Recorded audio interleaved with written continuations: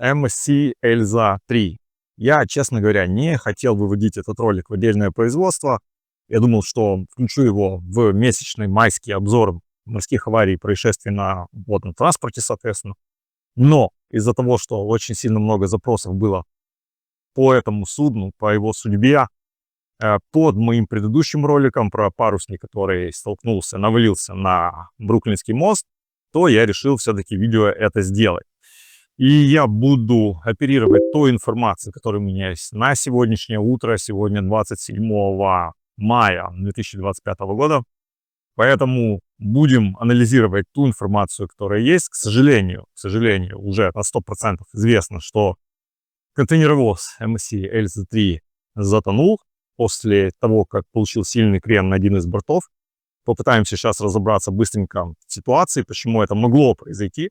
Мы достоверно не знаем, почему это произошло, потому что, как я сказал, информации недостаточно. Что этому предшествовало, откуда он двигался, кто был на борту, как спасали. С вами капитан Максим, вы на канале Максмастер. Это отдельный ролик про отдельную аварию контейнеровоза MSC Эльза 3, который произошел буквально несколько дней назад. Давайте будем начинать. Поехали!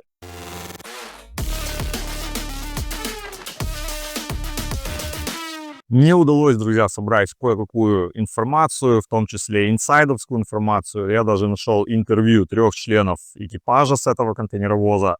Интервью было проведено на борту одного из кораблей береговой охраны Индии, который спасал этих моряков. Я чуть-чуть попозже его покажу, но оно очень банальное. Вы сами все поймете. Друзья, как мы обычно с вами это делаем, немного слов о самом судне. Контейнеровоз компании, который, соответственно, принадлежит MSC, то есть Mediterranean Shipping Company, совсем небольшой, всего 184 метра в длину и имеет deadweight около 23 тысяч тонн, то есть там 22 994.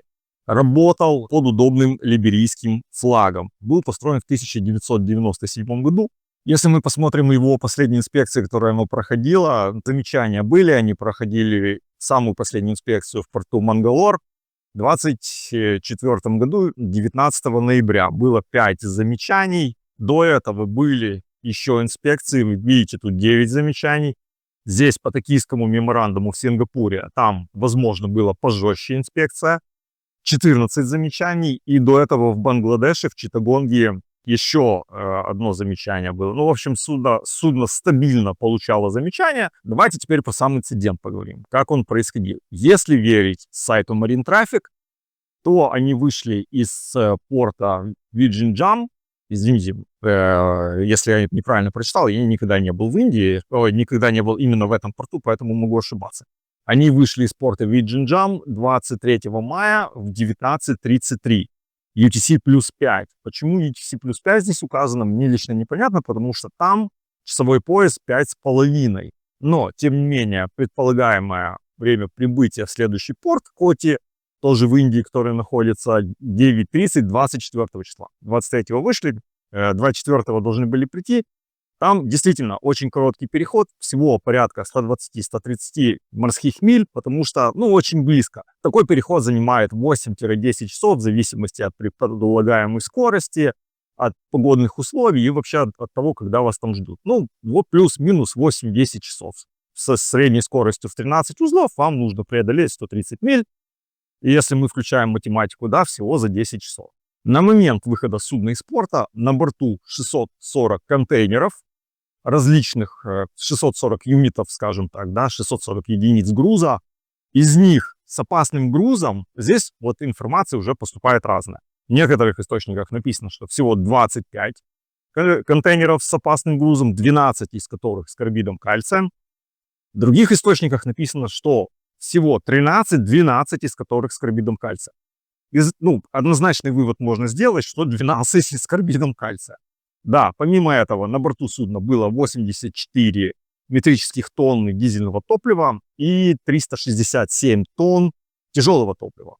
Другими словами, на более понятном языке, тяжелое топливо – это мазут. На борту судна 24 члена экипажа, 20 из которых граждане Филиппин, 2 граждане Украины один грузин и один русский. Я не знаю, как в компании MSC, могут ли украинцы и русские работать на борту одного судна. У нас такой практики нет по понятным причинам, во избежании. Это было сделано для того, чтобы избегать конфликтов. Тем не менее, выходят они 23 мая, и уже 24-го в 7:55 UTC, береговая охрана Индии получает distress message, ну, грубо говоря, сигнал SOS с борта этого судна. Инсайт у меня есть один, филиппинский.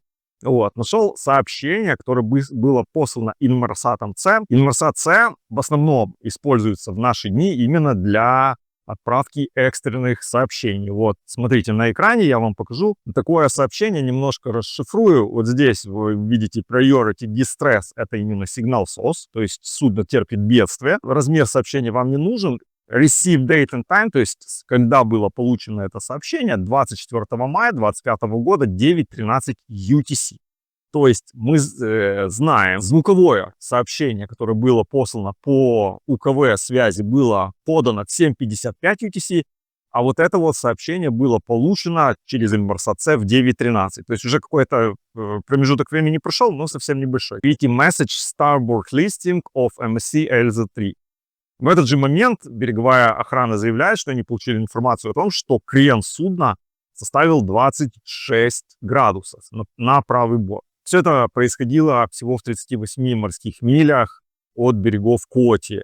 Ну, пишется как Кочи, но, по-моему, насколько я знаю, читается как Коти. Практически моментально туда были отправлены корабли ВМС Индии, также подразделения воздушного наблюдения. И первые видеокадры, которые вы вот здесь наблюдаете, были сняты именно то ли с вертолета, то ли с самолета для этого самого воздушного подразделения. В качестве мер безопасности было принято решение в тот же день эвакуировать 21 члена экипажа. 3 члена экипажа, это капитан, старший механик, второй механик, согласились остаться на борту судна для того, чтобы попытаться его хоть как-то спасти. Но, как мы уже знаем с вами заранее, да, им это не удалось. Смотрите, интересное сообщение от Indian Coast Guard, это вот именно береговая охрана Индии. Они заявили, что 21 член экипажа был эвакуирован Coast Guard Индии, то есть береговой охраной, и 3 члена экипажа были эвакуированы Indian Navy, то есть ВМС. Но интересно другое, что на самом деле там было еще одно судно торгового флота, которое тоже пришло на помощь. Это судно, которое называется Хан Yi, и эвакуировали 9 членов экипажа. Они покидали борт судна на спасательных плотах. Они не воспользовались Free-Fall Lifeboat'ом, который расположен на корме. На контейнеровозах такого типа очень часто есть вот только один Free-Fall Lifeboat, он располагается на корме. И после отдачи изнутри, когда все заходят вовнутрь, его возможно отдать изнутри, он по своим весам, по специальным рельсам скользит и падает за борт, и просто нужно отъехать. Но, наверное, из-за того, что был сильный крен, да, у судна, решили не использовать Free-Fall Lifeboat, а решили покинуть борт судна с помощью 2 лайфрафтов.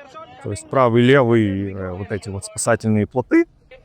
На одном, судя по всему, было 9 человек, на другом было 12. Вот на этой фотографии, кстати, видно, как последние 3 члена экипажа, которые оставались на борту, были доставлены уже после того, как было принято решение, что их нужно все-таки тоже снимать, потому что погода с 24 на 25 ухудшилась. Дальше бороться за жизнь судна было нецелесообразно, потому что, возможно, было потерять и последних вот этих вот 3 членов экипажа. Как заявили сами власти в Индии, то все были спасены и никто не получил травму. Тем не менее, смотрите фотографии спасенных на борту. Посмотрите на этих людей. Кто-то стоит в сейфти-шузах, то есть в безопасной рабочей обуви. Кто-то стоит в шлепках, кто-то одет в робби, кто-то одет вообще в футболках, шортах, тут в фартухе человек. Очевидно, наверное, что это судовой повар, он же кук. Как-то все одеты во что попало. Здесь даже один видно, что с рюкзаком по таймингу операции. У людей было время, чтобы собрать вещи. С этими вещами там даже видно, что один из лайфрафта, из спасательного плота вылазит с рюкзаком. То есть у них было время собрать вещи, там какие-то пожитки, но не было времени, чтобы нормально одеться, потому что одежда в таких случаях играет очень немаловажную роль. Вы не знаете, сколько вы проболтаетесь в море. Вы теоретически знаете, что вас спасут через какое-то время. Даже, возможно, вы уже получили сигнал о том, что к вам через час подойдут спасатели и заберут вас на борт.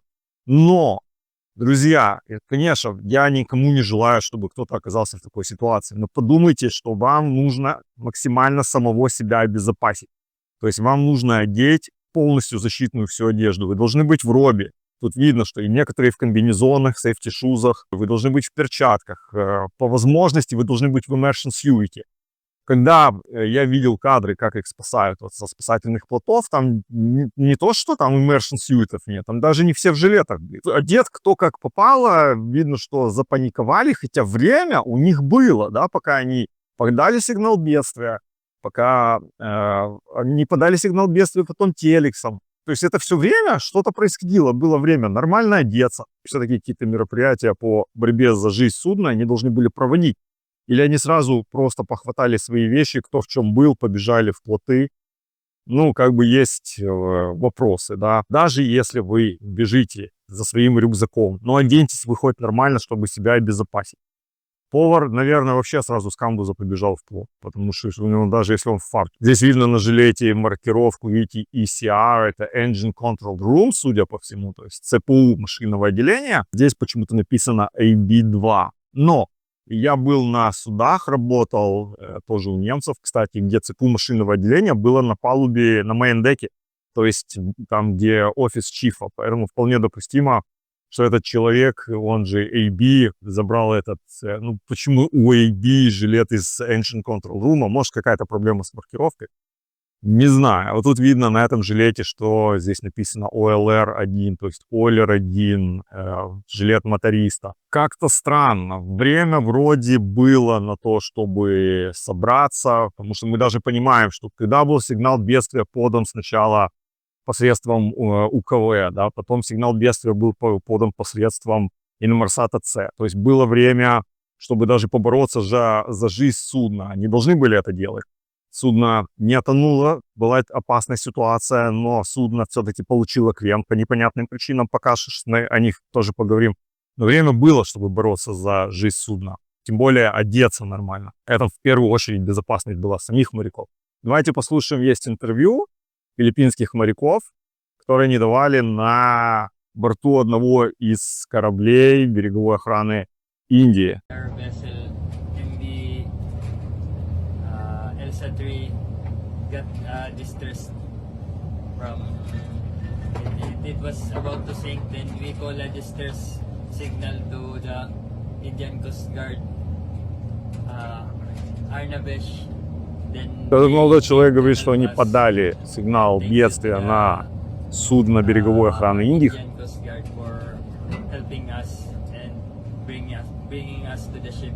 Говорит, что нам предоставят все, что мы попросили, благодарит, смотрит на кого-то. Четвертый механик.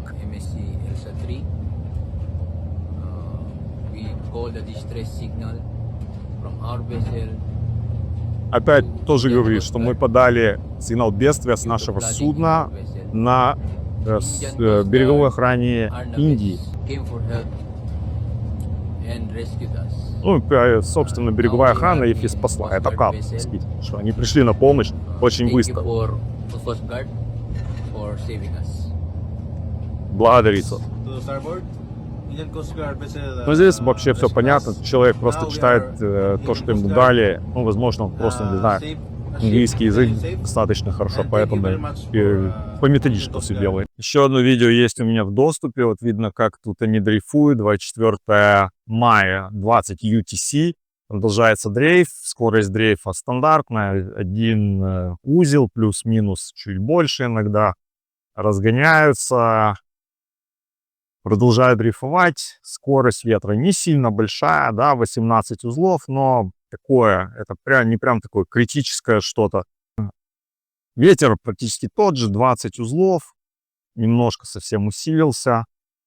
И по сообщению береговой охраны Индии, примерно в 2:20 по UTC, то есть 7:50 плюс-минус по местному времени. После того, как судно получило еще больший крен на правый борт, оно начало тонуть, главная палуба ушла под воду. Какие-то контейнеры, естественно, которые были хорошо закреплены на палубе, а также были в трюме, естественно, ушли под воду вместе с судном, судно утонуло. Часть же груза начала дрейфовать вокруг, и через какое-то время очень быстро появились они на берегу, вот в этом самом районе, где все это и происходило. Из-за того, что на борту были контейнеры с опасным грузом, а это карбид кальция, там были 12 ящиков с карбидом кальция, это реактивный материал, и он очень агрессивно себя начинает вести, когда вступает в реакцию с водой. Это очень плохо, поэтому сразу же власти Индии запустили процедуру по защите окружающей среды, сразу начали проводить очистку береговой линии от вот этих вот контейнеров, установили безопасную зону, сказали людям, что если вы видите какой-то из контейнеров, не приближаться ближе, чем на 200 метров. Но, тем не менее, ящики очень быстро оказались на берегу. Тут даже видно, что несколько реф-контейнеров, вот эти белые, это реф-контейнеры, уже их прибило на берег. Какой-то из простых стандартных контейнеров его вообще разбило о скалы. Видно поврежденный металл. Ну, в общем, все это нехорошо. Будет теперь ликвидировать последствия аварии. Поднимать судно со дна, мне кажется, что, естественно, наверное, никто не будет. Давайте, друзья, поразмышляем о том, что могло привести к этой аварии. По заявлению индийских властей, авария произошла из-за того, что вовнутрь судна начала попадать вода. Соответственно, с правого борта где-то появилась трещина, в один из трюмов вода стала поступать, что привело к крену. Крен не смогли ликвидировать судовыми балластными системами, насосами и так далее. Через какое-то время еще и ухудшилась погода, что привело к тому, что судно вообще опрокинулось и, соответственно, утонуло. Почему вода могла вообще, в принципе, туда попасть? Ну, окей, судну 28 лет. Возможно, это произошло именно ввиду возраста судна и где-то, усталость металла присутствовала, которая привела к механическим повреждениям. На самом деле это не единственная причина. Возможно, проводились какие-то балластные операции, которые привели к тому, что была потеряна устойчивость. А устойчивость – это способность судна возвращаться в первоначальное положение после того, как на него действовали какие-то внутренние и внешние силы. То есть, допустим, сильный ветер или сильная волна, чего, кстати, не было, да. На самом деле есть еще третья сторона. Иногда грузоотправитель неверно декларирует по тем или иным причинам вес грузов. И вы, как нормальный старший помощник, рассчитываете погрузку в соответствии с этими документами. То есть ставится груз, который потяжелее снизу, тот, что полегче повыше и так далее и тому подобное. Самые легкие контейнеры ставятся наверх. Именно для того, чтобы соблюсти все правила, для того, чтобы не нарушать устойчивость. Если же у вас по документам контейнеры пустые, а на самом деле они полные, и вы их ставите куда-то наверх, то тем самым очень сильно можно повлиять на то, что устойчивость будет нарушена. Судно в какой-то момент получит крен на один из бортов и не сможет вернуться. Это вполне тоже рабочий момент в такой ситуации. То есть смотрите, что мы имеем. Возможно, вода поступила действительно в трюм из-за нарушения герметичности корпуса. Возможно, она туда поступила из-за проведения балластных операций. То есть сильно много или откатали воды, или переместили из одних танков в другие, которые не надо было перемещать. Также это касается и топлива внутри судна. Но топлива совсем немного было на борту, поэтому оно не могло сильно повлиять. Тут скорее просто балластные воды могли повлиять. А также, как мы уже с вами обсудили, да, возможно, просто был задекларирован неверный груз, и какие-то тяжелые контейнеры поставили наверх, легкие вниз, балласта нет, и судно поэтому, получив крен на один из бортов, не смогло вернуться в первоначальное положение. Кстати, вода еще могла попасть вовнутрь трюма из-за того, что был или открыт манхол в балластный танк, то есть люк, либо не герметично закрыт. Катая балласт, один из членов экипажа, обычно это старший помощник, может просто не заметить, что вода начинает поступать в корпус, если там есть специальная система сигнализации, которая вам сигнализирует о том, что в трюме есть вода. Но эта система может тоже не работать. Надо проверять показания черного ящика, всех систем, самописцев и так далее и тому подобное, чтобы разобраться в этой аварии. Но вот такие вот моменты могут быть. То есть нарушение герметичности корпуса, какие-то проблемы с балластной системой, а также, возможно, неправильная просто перекатка балласта не с тех танков, те, которые надо было, а также просто неправильно задекларирован вес груза, который привел к тому, что были одни расчеты во время того, как считали груз на борту судна, да, должны были по одному погрузить, погрузили на самом деле так, как думали, но там оказалось гораздо больше веса, чем есть на самом деле, поэтому судно, получив крен на один из бортов, просто не смогло вернуться в первоначальное положение. Вам просто для сравнения, да, вот смотрите, если взять автомобиль, который заходит в поворот какой-то крутой, да, машина с низким центром тяжести, спортивная, быстро пройдет этот поворот, потому что у нее низкий центр тяжести. Но если вы на такой же скорости, там, допустим, 100 км в час, заправите в этот поворот какой-нибудь грузовик с огромным весом еще и наверху, да, у которого есть какой-то вес наверху, то он перевернется на той же скорости, при тех же условиях, вот 100 км в час, на той же скорости он перевернется. Спортивная машина с низким центром тяжести пройдет поворот, грузовик из-за того, что у него плохая способность возвращаться в первоначальное положение, но это очень так сильно относительно сказано.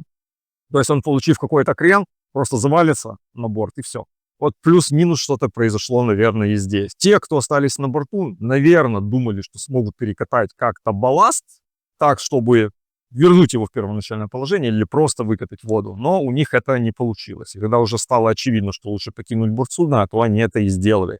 И сделали, наверное, скорее всего, правильно. По крайней мере, они остались живы. Вот такие вот дела. С вами был капитан Максим. Это был канал Максмастер. Это был специальный выпуск такой отдельный по судну MSC Elza 3. Я благодарен вам, что вы зашли на канал, что уделили внимание этому ролику. Если есть вопросы, какие-то пожелания, комментарии, не стесняйтесь, пишите. Я постараюсь на них на всех ответить. Но пока на связи.